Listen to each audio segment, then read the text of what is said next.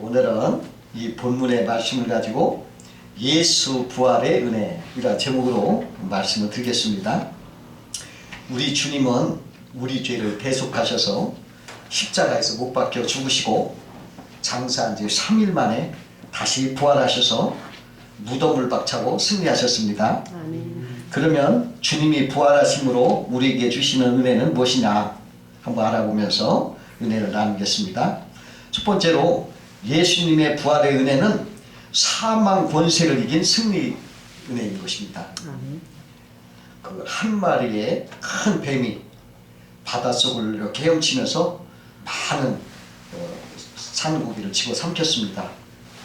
그러다가 날카로운 지느러미를 가진 그 큰 물고기를 그가 삼켜버렸어요. 이 물고기가 뱃속에 들어가 봤더니 너무 깜깜하니까 에이 내가 여기서 나가리라 하고는 날카로운 지느러미를 사용해서 그 뱀의 배를 찢고 나가버렸습니다. 그 뱀을 죽이고 나오니까 다른 작은 고기들도 모두 그를 따라 나와 살게 되었습니다. 이 뱀이 곧 죽음이라는 괴물을 가리키는 것입니다.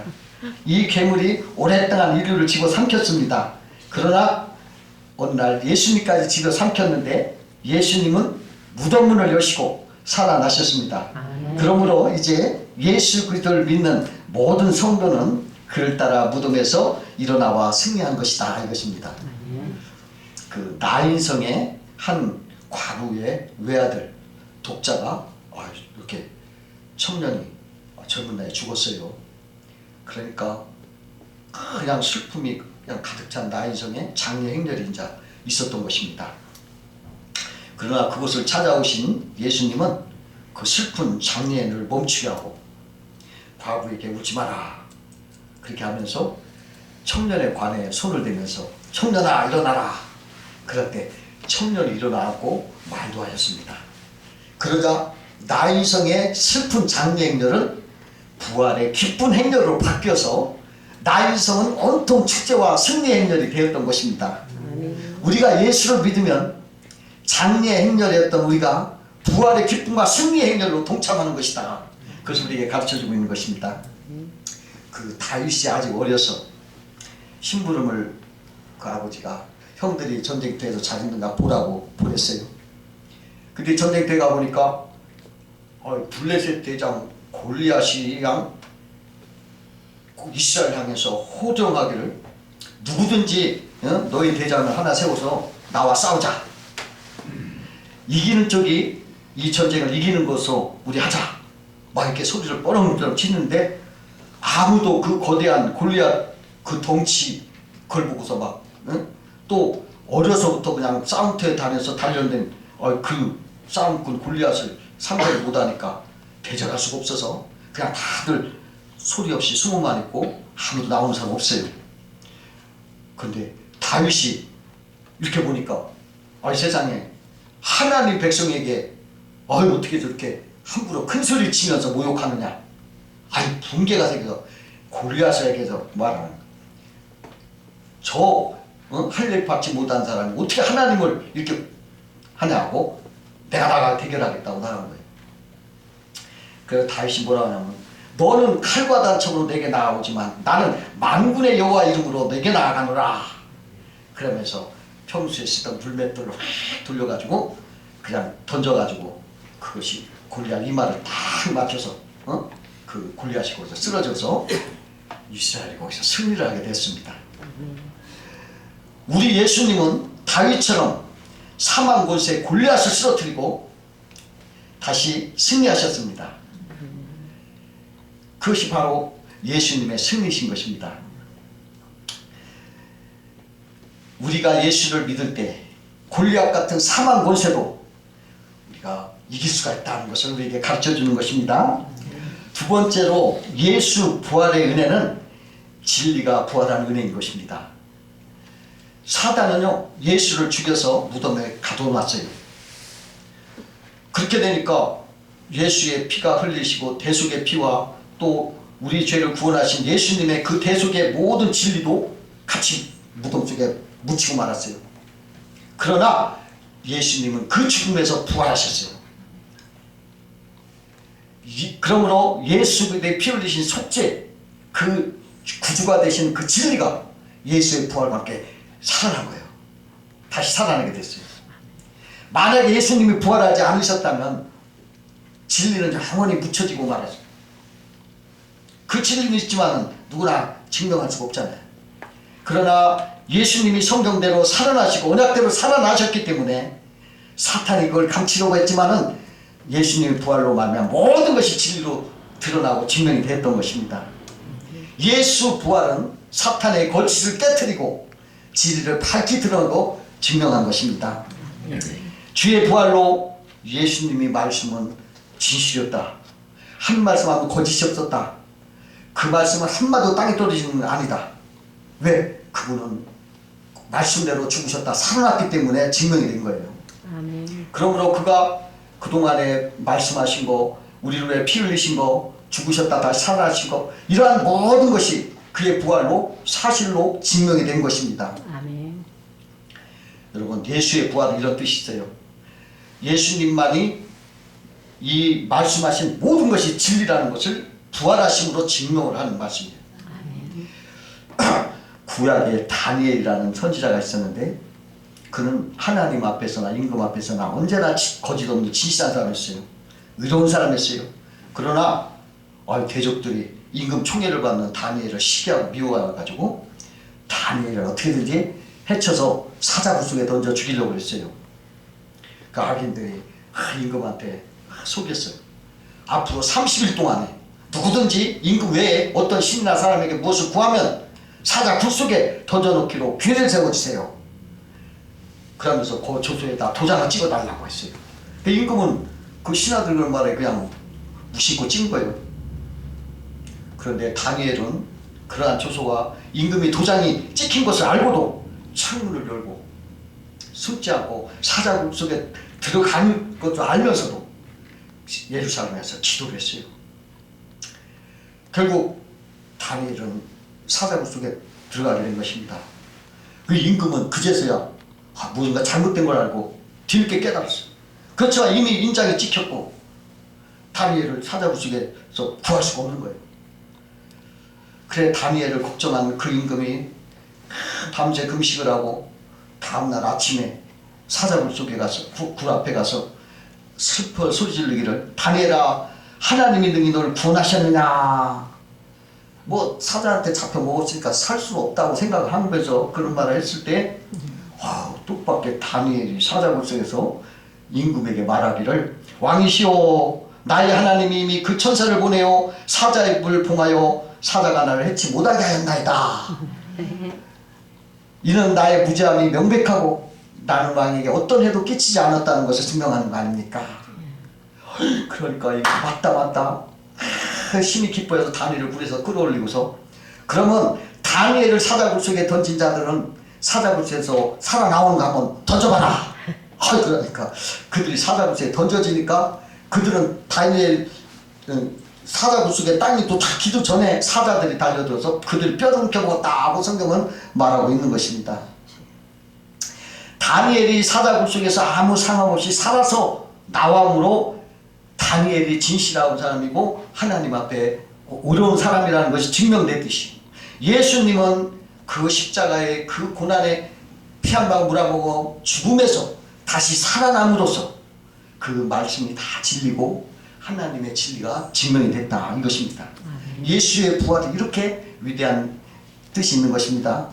세 번째로 예수 부활의 은혜는 주님은 영원히 살아계시는 우리 주님이다 이거예요.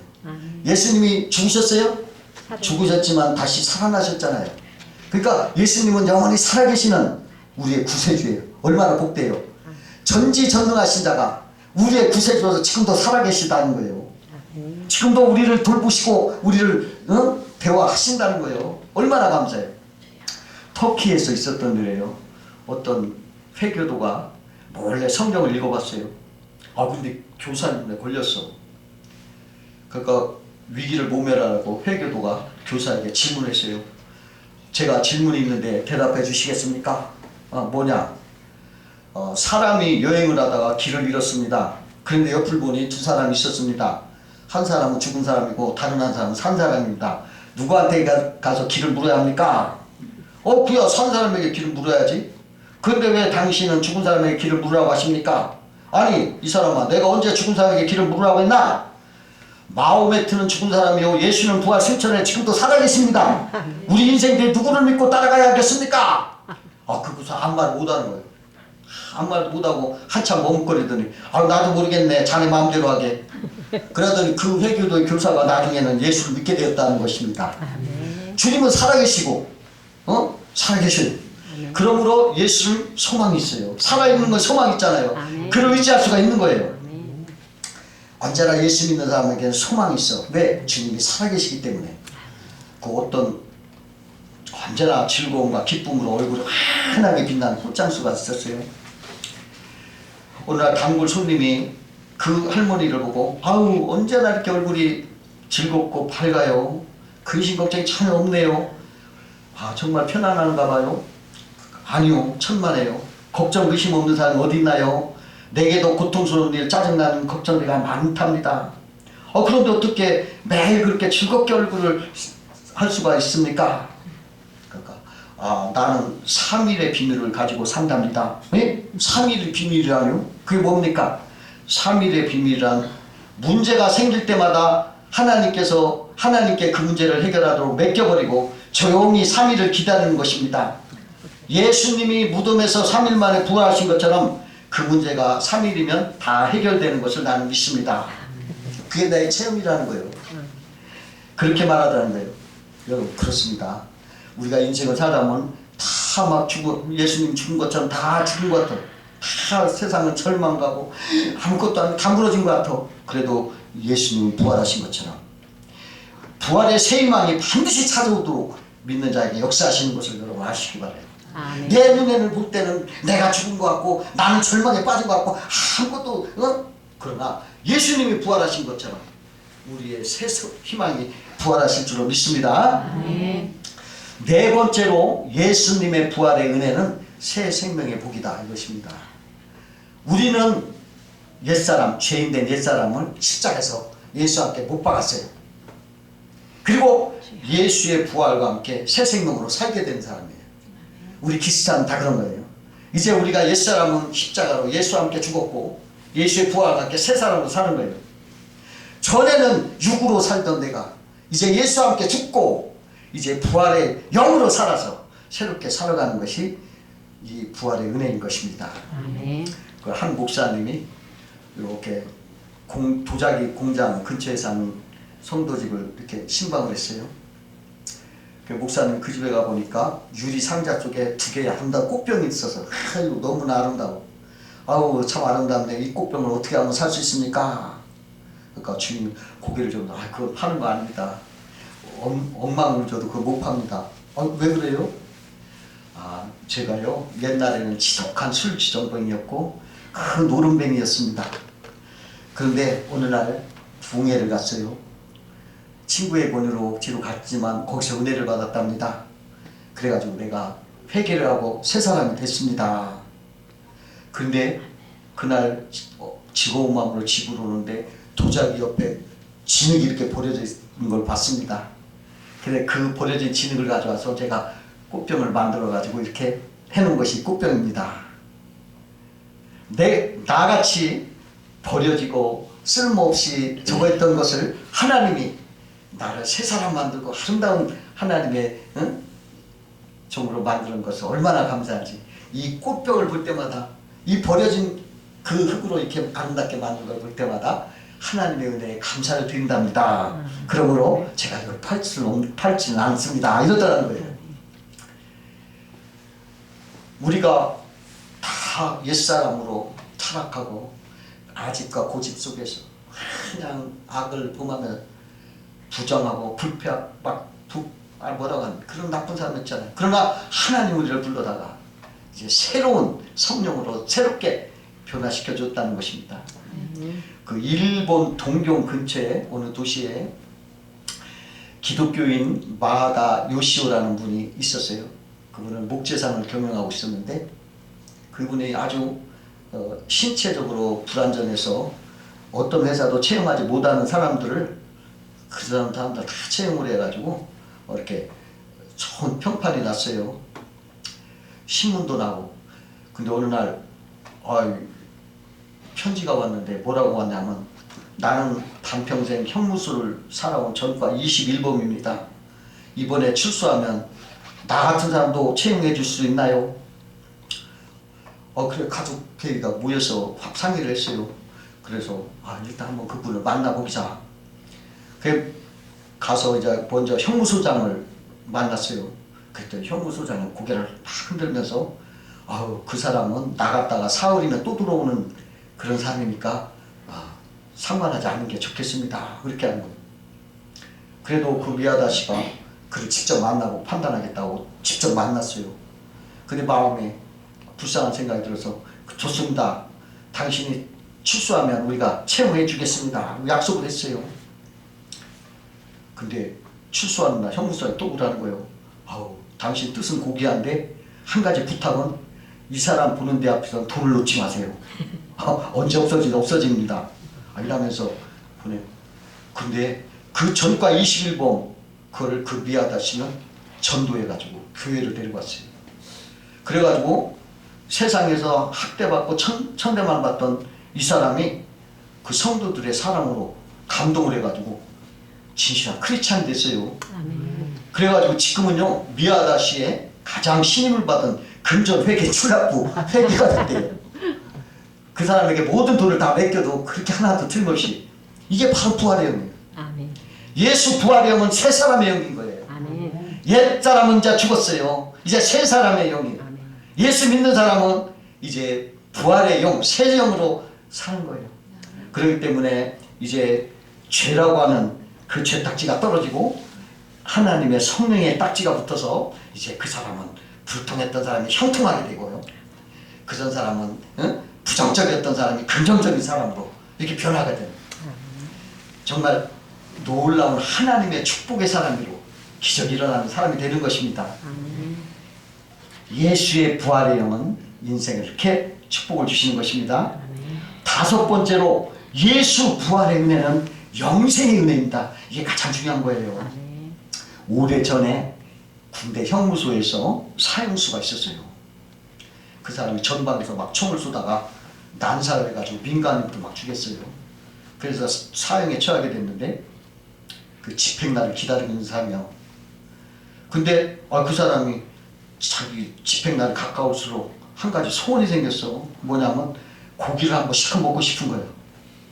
내가 죽기 전에 고기 좀 한번 시커 먹고 죽고 싶다. 근데 누구나 그 사람 그 막 소원을 들어준 사람 없어.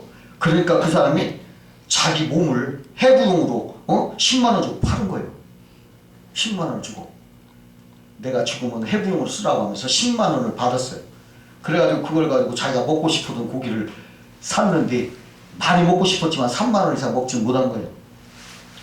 그걸 보던 사람이 당신 맛있겠어 그래서 그러니까 그 사람이 맛은 무슨 맛, 내 몸뚱아리를 팔아서 먹는 건데 그러면서 눈물을 축축 흘리더라는 거예요.